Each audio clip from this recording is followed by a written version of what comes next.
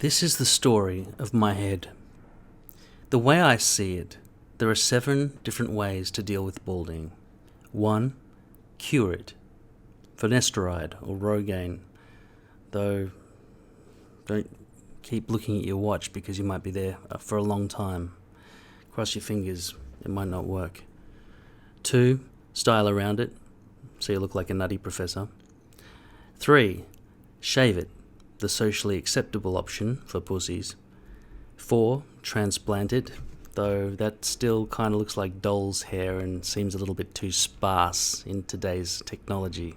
I might wait another 10 years for that one. 5. Micropigment it. Tattoo dots to your head that are the same colour as your current hair before you go grey. Or, more wisely, wait until you're grey, then tattoo white dots onto your head instead, because you don't want those black dots there when you're grey everywhere else. You're not going to be dyeing your grey stubble every day to try and deal with that micropigmentation decision you made. And if you do micropigment completely, do you go all the way around the back and the sideburns? Or do you stop somewhere in the middle and then keep shaving at that exact length every single day of your life? That seems like a problem. 6. Wear a wig. Oh, man, that doesn't seem very comfortable at all. It's not part of your head. You can slip around. And at the end of the day, you're going to bed, you take it off, and you're bald again. No good. I wanted something that was going to make my hair part of me. At first I thought I'll just cut off my hairs and I'll just glue them sideways to my head, but no matter, even if I brush my hair over the top, it's still going to look bad and it's going to be awful, really.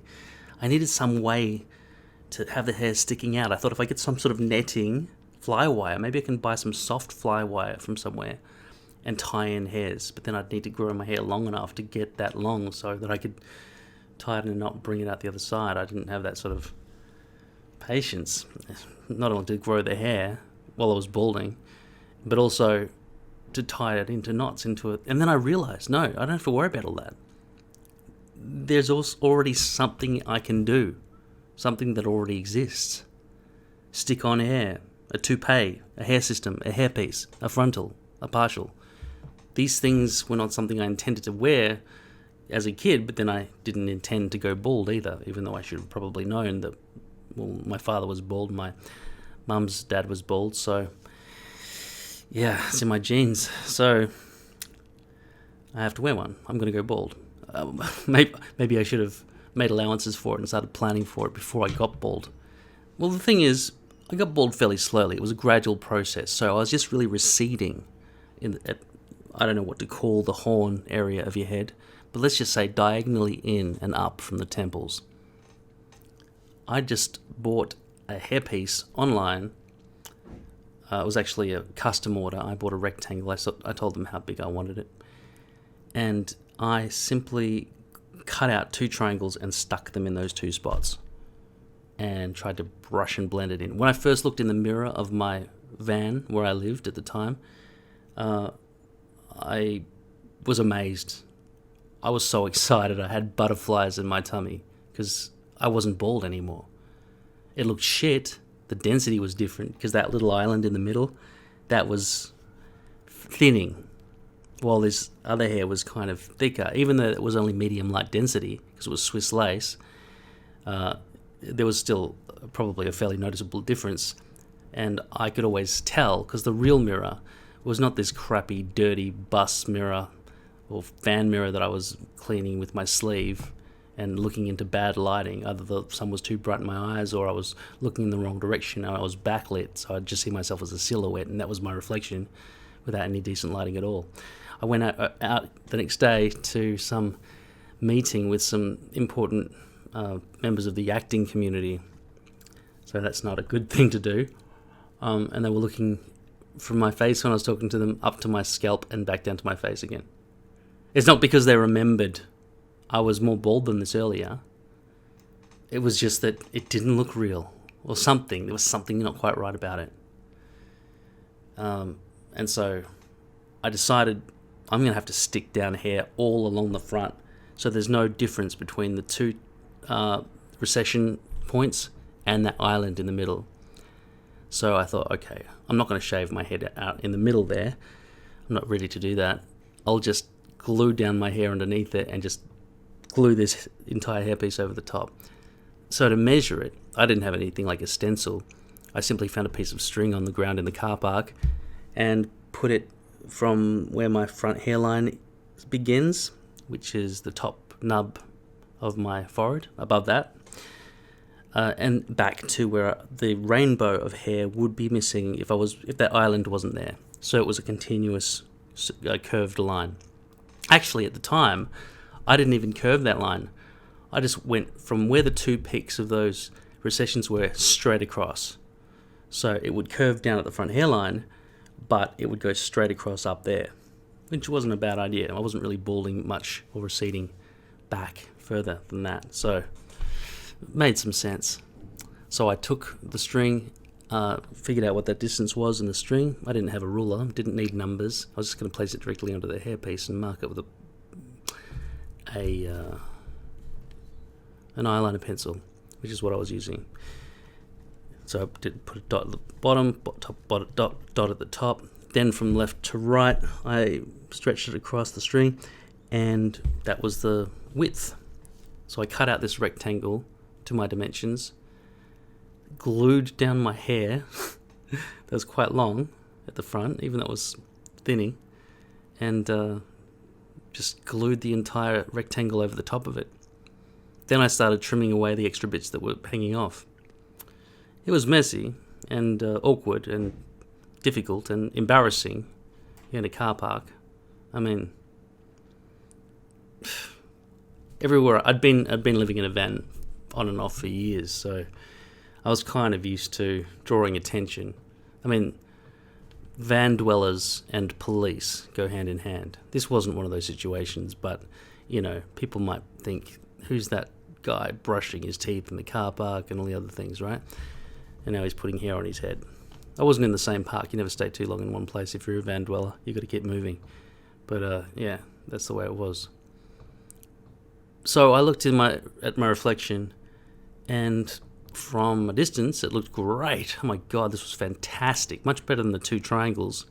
But then close up, I mean, Swiss lace can only have a maximum density of medium light density. So I could clearly see a big dark patch where my hair was stuck underneath.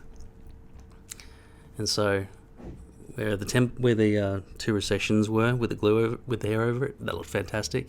A bit shiny though, the glue. Anyway, that was a note for later. Maybe there were different types of glue I could choose. I'm sure within a week or so I'd find the next good glue, but I only kind of think I just found it recently. But,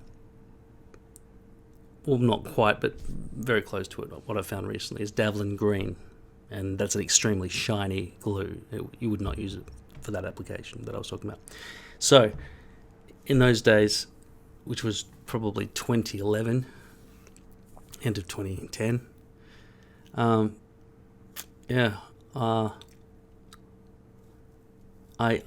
decided I have to shave that island off in the middle. Otherwise, this isn't going to look right.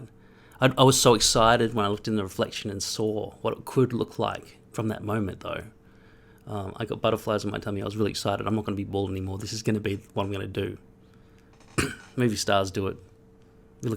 I saw a Sean Connery movie. I think it was A League of Extraordinary Gentlemen or something, or The League of Extraordinary Gentlemen. And I thought, he's got a full head of hair, and everybody knows he's a baldy. So why can't I just wear that every single day? And I thought, I will. And I have. I've shaved it off a few times in the meantime, but I've always regretted it. Shaving it really short, no good. Didn't work for me. Here's what I think. If you want to have a shaved head, you've got to be tanned and muscular. Every other option is kind of just a bit weird looking. A little bit deficient in terms of features. I mean, people say, well, because you can look so plain, being bald and pale and not muscular, people say, well, just grow a beard to make your face look like there's something happening. have an upside down face. Yeah, you can do that if you want, but let's see how often you decide to wear a Kangol hat or some other bald wear hat. The best bald wear hat is StickOnHair. It looks like hair because it actually is hair. So this is the way it happens. So from there, I decided, okay, this is good, but I want a bit more density now. I think I got French lace, which was cheaper actually and more durable, and it allowed the hair density to be medium instead of medium light. Maybe this was after a couple of years, but it made me think, no, that's too thick. It's too thick. People aren't going to believe it. People didn't really complain too much, but I later realized there is something called a wall of hair, which has to be avoided at all costs if you're going to do this. And the way to integrate this into your life is by wearing a hat for a month or so, or go on holiday, right? Come back with a beard and different clothing and stuff like that. Wear the hat, wear the hairpiece under the hat. Your hair's going to have to grow back because you've probably been cutting it short to deal with your recessions, right? Or you've been having a comb over. If you've been doing the comb over, this will be a lot faster for you. But if you've been cutting it short, or shaving it even, you're going to have to wait for that to grow back to about 1.5 to 2 inches long. Let's say 3 months. Because you can't have hair pieces that are shorter than 1.5 inches because they're just, by the very nature of how they're tied in or V-looped in to the base, they stick up when they're short. They need weight to hang or fall down or be styled in any way other than electrocution style.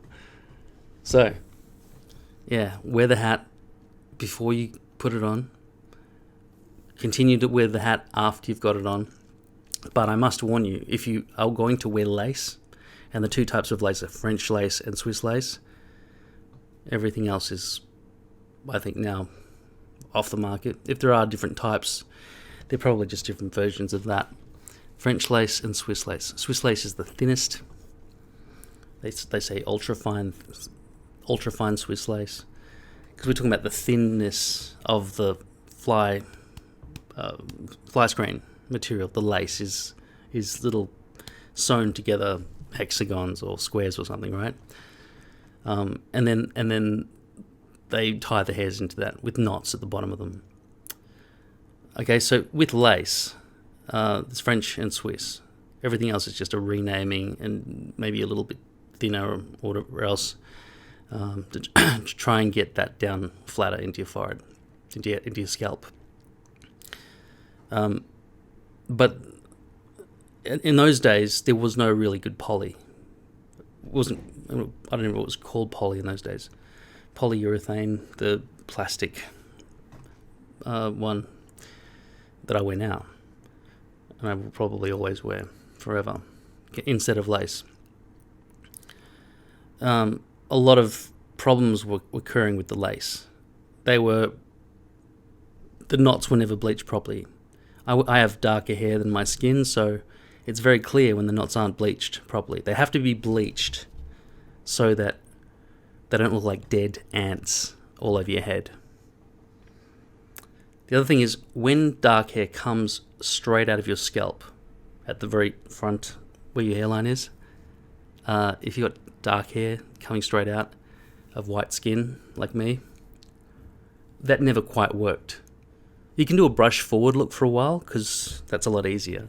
But if you want the freedom to just, brush it back and all the other things, all the other styles you want to have, you can't have short though, not too. You can't have a haircut less than 1.5 inches or 2 inches really at the front hairline, and for the rest of your hairpiece as well. It will stick up. You need some weight and you need some length to it.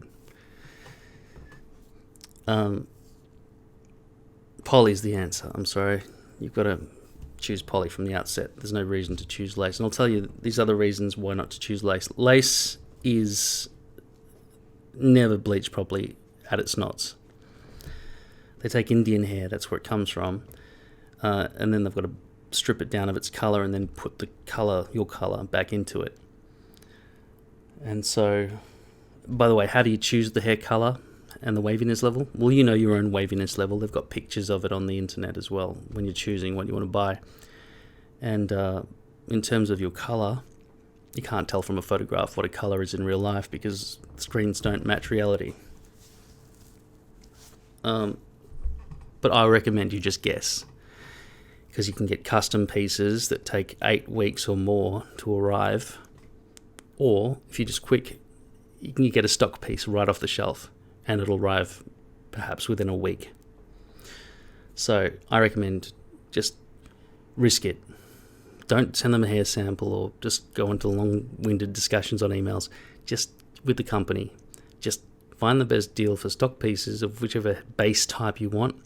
I say 0.03mm poly, not lace. Here's another problem with lace. Lace has the problem of showing glue. If you have water-based glue, which I don't recommend, unless you're very sensitive or you're worried about chemicals, harsh chemicals.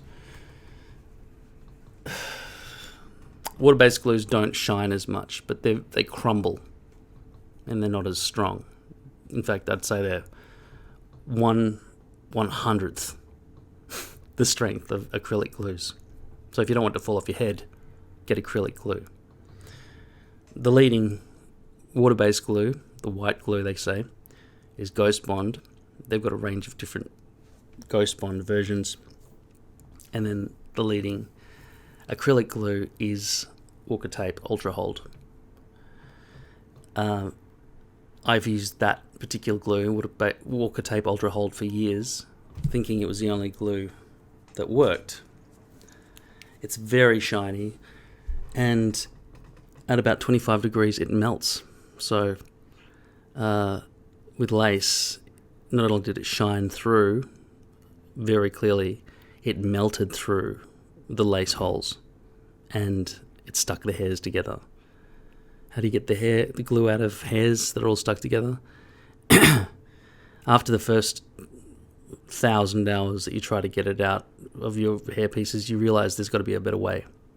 And then if there was only some way to stop the glue from coming through the base into the hairs and to stop the shine. I spent ages trying to figure out a way to put powder and all sorts of things over the top of the glue. I did come across a good product that's actually served me well, even when I turned to poly as well, and it's called Shine Killer by Nux. I think it's Nux. Yeah, Nyx, N-Y-X. Nyx is the company. Shine Killer is the product. You can rub that onto put a bit on the end of your finger and rub it into your front hairline. It'll make the shine go away. Quite amazing. But get poly. 0.03mm poly. It doesn't allow the glue to shine through at all. Conceals it completely. Doesn't allow the glue to come through at all. It's hotter. So in general, you can't feel a hairpiece. You can't feel that you're wearing. I'm wearing one right now as I speak to you, and I don't even. It's such a part of me that I don't. I have to go and do maintenance on it, and in my videos I run experiments and so on to try and get everything perfect. Where imperfection was found, I try to figure out the best possible way to get rid of that imperfection and share it with you. But really, once you've got the correct ingredients, once you've got the correct products, you just have to stick it to your head and do some touch-up maintenance once in a while, like once a week or so. Here are the 2 products you need to get that I recommend right now as of the 28th of July 2020.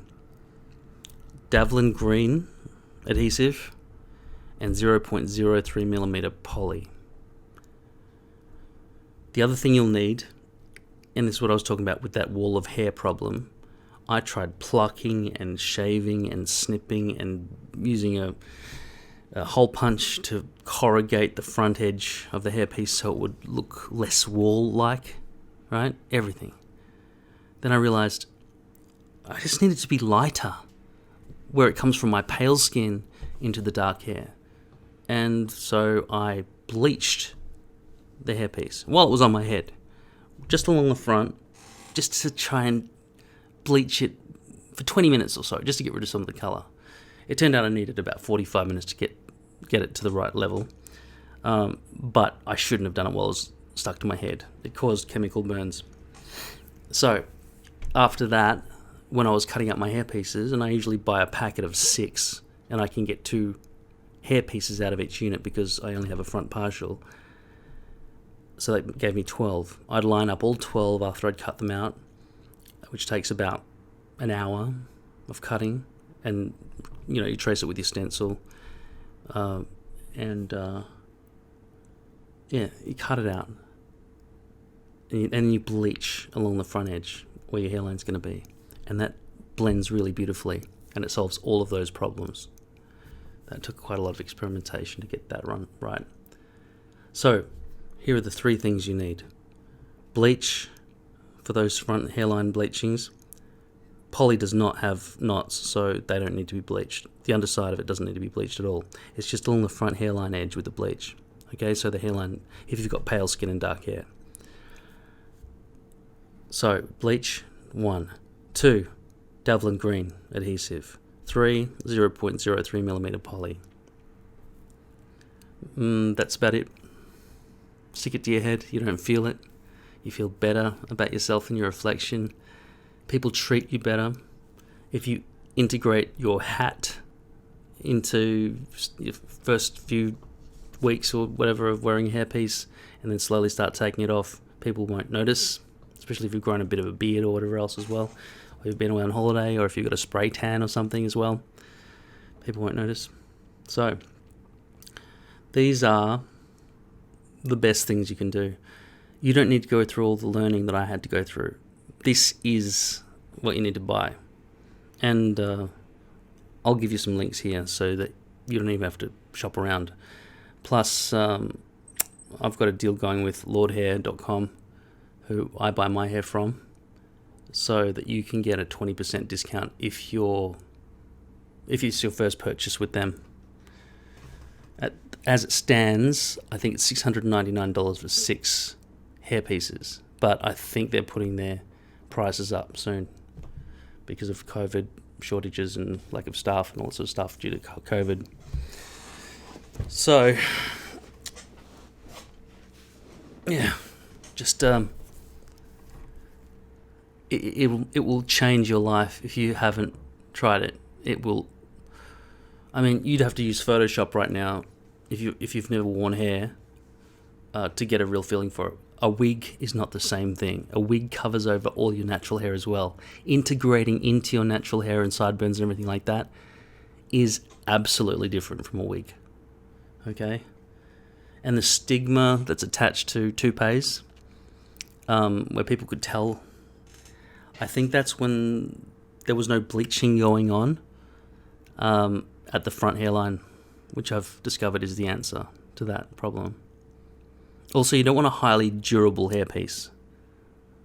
If you have a highly durable hairpiece, it's probably not going to look realistic at the front hairline, which is the only place that matters, the front hairline, because everywhere else is always going to look fine. Nobody ever thinks, oh shit, it doesn't look right at the back, unless, like me, you've got some recession going further back, and you should probably wear a full hairpiece. But I don't want to. If you're going to try to see the back of your own head, I haven't tried it, but I can see that online you can buy iPhone stands that are 7 feet tall with a curvy neck, and you can just put your iPhone in that, curve it around to the back of your own head while you're standing in front of the mirror in your bathroom, then transmit wirelessly the video feed to an iPad, which you have just above the sink, so you can see the back of your head, and you can shave it and apply glue, and I'm sure it'll be a little bit backwards at first, but there might be a way for you to just flip the screen on the iPad electronically, so that won't be a problem. I have not had to go to that extreme yet to cut back that far, but I'd say that's the answer. If you watch some of my previous videos, you'll see I tried to put a 10-kilogram mirror hanging from the ceiling on a big sliding mechanism that fell and was smashed to pieces at great expense. So you don't have to go through that either. I'd say this is the answer. You want to see the back of your own head? Put your iPhone or phone onto one of those cameras, onto one of those tripods, and just put the iPad wirelessly receiving the signal in front of you, in front of the mirror. So you can see what you're doing and use both hands to get done what you need to do. There you go. Stick on hair. It is the answer.